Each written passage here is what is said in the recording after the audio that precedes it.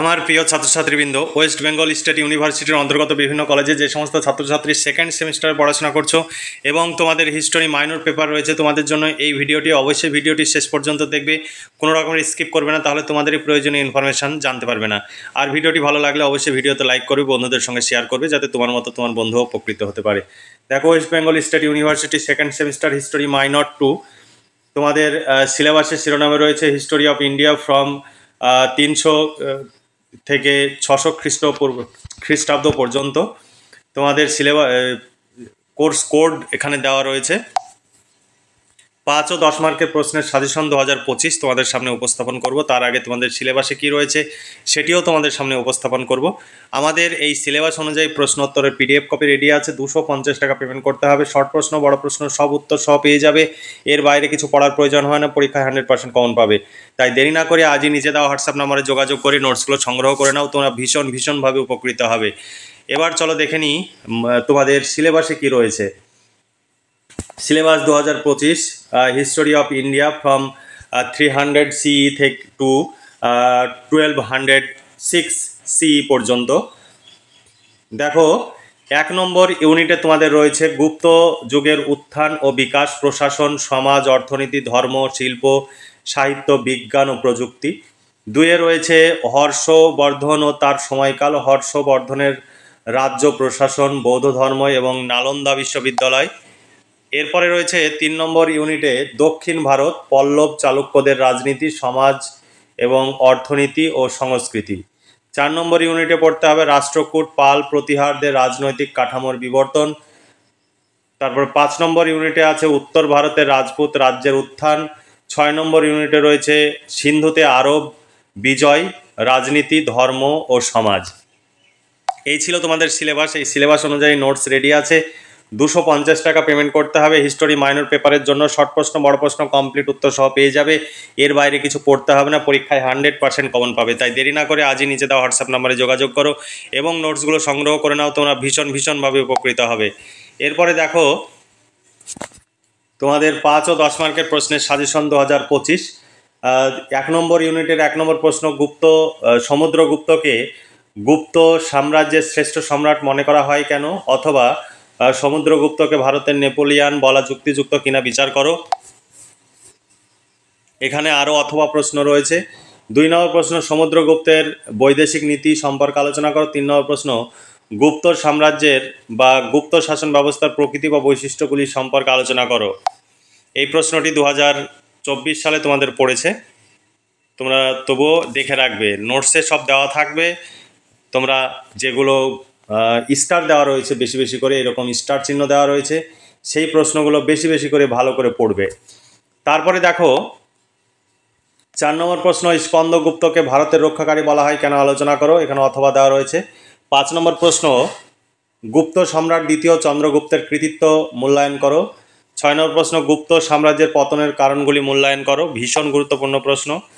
তারপরে গুপ্ত যুগের কেন্দ্রীয় ও প্রাদেশিক শাসন ব্যবস্থা সম্পর্কে আলোচনা করো বা গুপ্ত যুগের শাসন ব্যবস্থার পরিচয় দাও।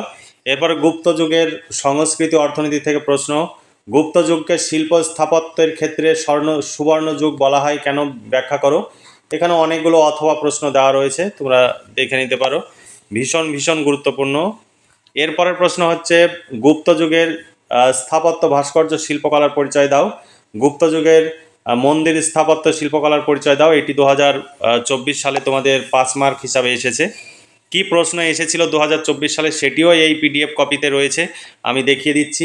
সমস্ত কিছু তোমরা এই পিডিএফ কপিতে একসঙ্গে গুছিয়ে পাবে। এর বাইরে তোমাকে কিচ্ছু ভাবতে হবে না, যেগুলো দেওয়া থাকবে সেইগুলো পড়লেই সব কমন পেয়ে যাবে। গুপ্ত যুগের অর্থনীতি সম্পর্কে যা জানো লেখো। এই প্রশ্নটিও 2024 সালে 5 মার্ক হিসাবে এসেছে। এখানে অনেকগুলো অথবা দেওয়া রয়েছে, বিভিন্নভাবে পরীক্ষায় প্রশ্ন আসতে পারে।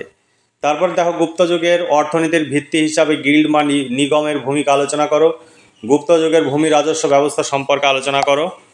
তারপরে সাহিত্য ও বিজ্ঞান প্রযুক্তি থেকে প্রশ্ন, গুপ্ত যুগের বিজ্ঞান ও প্রযুক্তির বিকাশ সম্পর্কে আলোচনা করো।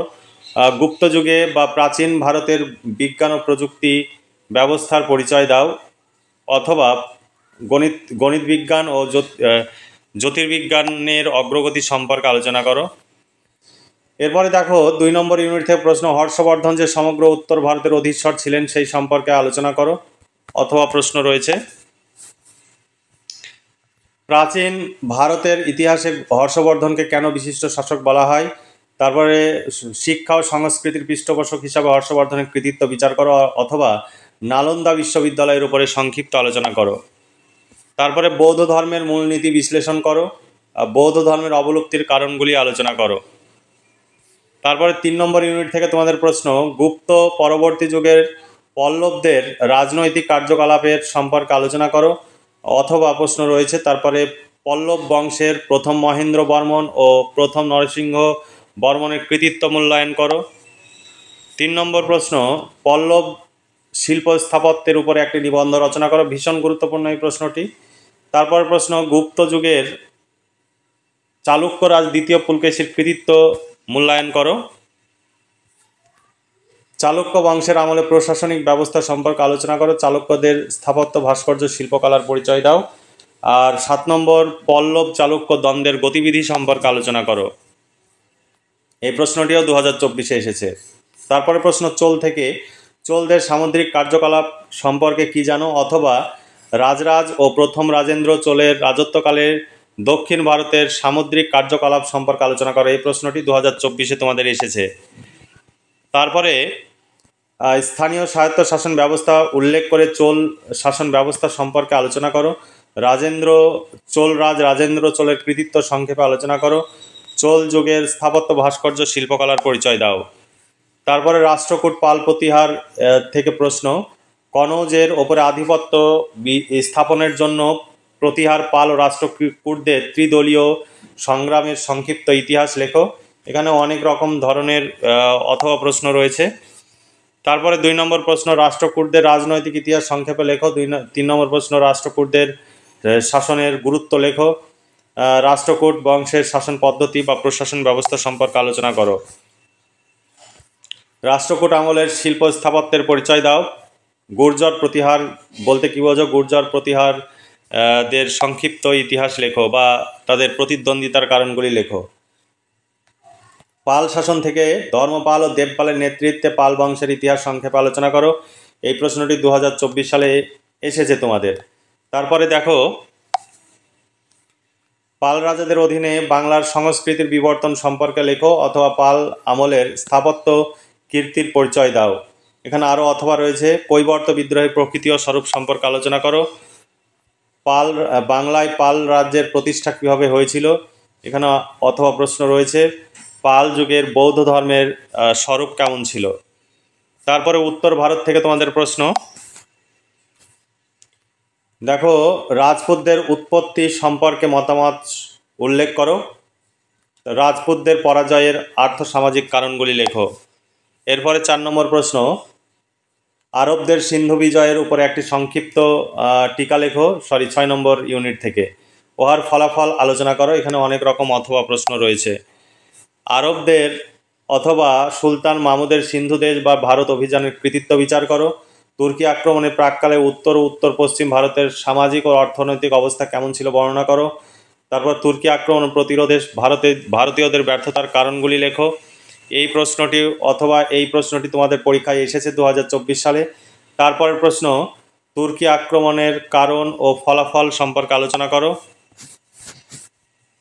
এরপরের প্রশ্ন, সুলতান মাহমুদের অভিযানের প্রাককালে উত্তর ভারতের রাজনৈতিক পরিস্থিতি পর্যালোচনা করো। মাহমুদ ও মোহাম্মদ ঘুরির ভারত অভিযানের পার্থক্য আলোচনা করো। তারপরে তরাইনের দ্বিতীয় যুদ্ধ, এই প্রশ্নটি তোমাদের 2024-এ এসেছে। তরাইনের দ্বিতীয় যুদ্ধের ঐতিহাসিক গুরুত্ব। তারপরে সুলতান মাহমুদের অভিযানের প্রকৃতি ও কারণ আলোচনা করো। অভিযানের গুলির ফলাফল বা গুরুত্ব বা প্রভাব সম্পর্কে আলোচনা করো। এই প্রশ্নটি গুরুত্বপূর্ণ। মোহাম্মদ ঘুরির ভারত অভিযানের বিবরণ দাও। তার অভিযানের ফলাফল কি হয়েছিল, এখানে অথবা প্রশ্ন রয়েছে। দাস বংশের প্রতিষ্ঠা কীরূপে হয়েছিল বা কুতুবুদ্দিন আইবকের কৃতিত্ব আলোচনা করো। এরপরে ধর্ম সমাজ থেকে প্রশ্ন, ভারতের ভক্তি ধর্মের প্রভাব বা পটভূমি সম্পর্কে আলোচনা করো। ভারতীয় সমাজে ভক্তিবাদের প্রভাব সম্পর্কে আলোচনা করো সমাজ ও সংস্কৃতিতে। তারপর প্রশ্ন, সুফিবাদের সামাজিক ও সাংস্কৃতিক প্রভাব সম্পর্কে আলোচনা করো। মুসলিম আমলে হিন্দু মুসলিম সংস্কৃতির সমন্বয় সম্পর্কে আলোচনা করো। এই ছিল তোমাদের প্রশ্ন। এই প্রশ্নগুলোর উত্তর সব পেয়ে যাবে, এর সঙ্গে 2 মার্কের শর্ট প্রশ্নের উত্তরও পেয়ে যাবে। 250 টাকা পেমেন্ট করতে হবে একটি পেপারের জন্য। শর্ট প্রশ্ন বড় প্রশ্ন সব উত্তর সহ পেয়ে যাবে। এই প্রশ্নের উত্তর সংগ্রহের জন্য তোমরা বিভিন্ন দূর দূরান্তে ছোটাছুটি করো এবং প্রচুর সময় ও অর্থ ব্যয় করো। আমাদের কাছে নোটস সংগ্রহ করলে তোমাদের কোথাও ছোটাছুটি করার প্রয়োজন হবে না, কারণ সেখানে গিয়ে এই নোটসগুলোই লিখে আসো। তাই তোমরা কেন যে নোটস 250 টাকায় পাচ্ছ, তার জন্য মাসে মাসে 500-600 টাকার টিউশন ফিজ, যাতায়াত খরচ, তারপর টিফিন খরচ, তারপর প্রতিদিন 4-5 ঘন্টার সময় লস, এত বিপুল তোমরা সময় এবং অর্থ ব্যয় কেন করবে? 250 টাকায় নোটসগুলো সংগ্রহ করো এবং ঘরে বসে পড়াশোনা করো, তোমরা বেশি লাভবান এবং উপকৃত হবে। পরীক্ষায় খুব ভালো ফলাফল করতে পারবে, কারণ বর্তমানে যারা কলেজের টপার তারা ম্যাক্সিমাম আমাদের কাছ থেকেই নোটস নিয়ে টিউশন পড়ে এবং প্রত্যেকেই আমাদের কাছে নোটস নিয়ে পড়াশোনা করার ফলে কলেজে টপার হচ্ছে এবং খুব ভালো ফলাফল করতে পারছে। তাই তোমরা অকারণে এখানে ওখানে ছুটে না বেরিয়ে আমাদের কাছে নোটস নাও, তোমরাও উপকৃত হও। আমাদের এই কাজ চালিয়ে যাওয়ার জন্য প্রচুর যে অর্থের প্রয়োজন হয়, সে অর্থের যোগানটিও তাহলে আসবে। তাহলে প্রতি সেমিস্টারে আমাদের কাছে নোটস পেয়ে যাবে। দেখো 2024 সালের প্রশ্ন কী এসেছে, পুরো যেভাবে প্রশ্ন পরীক্ষায় তোমাদের এসেছে সেইভাবেই এখানে তুলে দেওয়া রয়েছে। তোমাদের এর বাইরে কিচ্ছু ভাবতে হবে না। দেখো 2 মার্কের প্রশ্ন, যে সমস্ত প্রশ্ন এসেছে যেভাবে এসেছে সেইভাবে এখানে তুলে দেওয়া আছে, একদম হুবহু প্রশ্নগুলো তুলে দেওয়া আছে। তোমরা প্রশ্নটি দেখে নাও। সমস্ত প্রশ্ন কমন প্রশ্ন। তোমরা এই প্রশ্নগুলোর উত্তর পিডিএফ কপিতে রয়েছে, সেই সঙ্গে 2025 সালের জন্য যেগুলো গুরুত্বপূর্ণ সেগুলোতে বেশি করে স্টার চিহ্ন দিয়ে চিহ্নিত করা রয়েছে। তোমরা সংগ্রহ করলে ভীষণভাবে উপকৃত হতে পারবে। সাজেশন ভিত্তিক প্রশ্ন উত্তর, তোমরা অনেকে ডেমো দেখতে চাও, এখানে প্রশ্ন উত্তরের ডেমো দেখিয়ে দিচ্ছি। আমাদের এটি একটি বিশ্বস্ত সংস্থা, আমাদের কাছে নোটস সংগ্রহ করলে তোমাদের কোনো রকমের টেনশন থাকবে না। তোমরা এই নোটস পড়লে পরীক্ষায় 100% কমন পাবে এবং সহজ সরল ভাষায় নোটসগুলো লেখা রয়েছে, পয়েন্টস আকারে লেখা রয়েছে। তোমরা যদি এই নোটস লেখো খুব ভালো ফলাফল করবে এবং তোমাদেরও ভালো লাগবে। তোমরা কমন পেয়েছো শুনলে আমাদেরও ভালো লাগে। অবশ্যই পরীক্ষা কেমন হয়েছে সেটা নোটস সংগ্রহ করলে আমাদের হোয়াটসঅ্যাপে মেসেজ করে অবশ্যই জানাবে। আর আমাদের কাছে নোটস সংগ্রহ করো, তোমরা ভীষণভাবে উপকৃত হবে। আমাদের পুরোটাই কম্পিউটার টাইপ নোটস, আমাদের অভিজ্ঞ শিক্ষক মণ্ডলী এবং এক্সপার্টদের দ্বারা এই নোটসগুলো তৈরি করা হয়। তাই তোমরা যদি নোটস সংগ্রহ করো তোমরা ভীষণভাবে উপকৃত হতে পারবে। তাই দেরি না করে আজই নিচে দেওয়া হোয়াটসঅ্যাপ নম্বরে যোগাযোগ করো এবং নোটসগুলো সংগ্রহ করে নাও, তোমরা ভীষণভাবে উপকৃত হবে। তাহলে আজকে এই পর্যন্তই। তোমাদের এই পেপারের জন্য 250 টাকা পেমেন্ট করতে হবে। শর্ট প্রশ্ন বড় প্রশ্ন কমপ্লিট উত্তর সহ পেয়ে যাবে। তুমি যে পেপারই নেবে সেই পেপারের জন্যই 250 টাকা। তাহলে দেরি না করে আজই নিচে দেওয়া হোয়াটসঅ্যাপ নম্বরে যোগাযোগ করে নোটসগুলো সংগ্রহ করে নাও, তোমরা ভীষণভাবে উপকৃত হবে। তাহলে আজকে এই পর্যন্তই। তোমরা ভালো থেকো, সুস্থ থেকো এবং খুব ভালোভাবে পড়াশোনা করে পরীক্ষার প্রস্তুতি নাও। এই শুভকামনা জানিয়ে আজকের ভিডিওটি এখানে সমাপ্তি ঘোষণা করছি।